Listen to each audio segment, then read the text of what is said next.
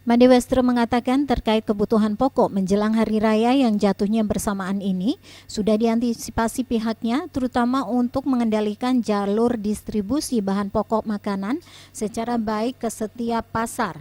Hal ini untuk menjaga jalur distribusi makanan sampai di pasar dengan tepat waktu.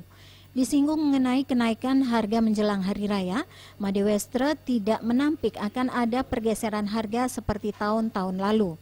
Misalnya untuk harga daging ayam saat ini per kilo 27.000, namun menjelang hari raya akan bergeser ke angka 30.000. Sedangkan untuk bahan bumbu kemungkinan tidak akan terjadi kenaikan terlalu tinggi, paling kisaran kenaikan 10 hingga 20%. Untuk pasokan sendiri diperkirakan akan tetap normal dan terpenuhi, tidak akan ada istilah kekurangan stok.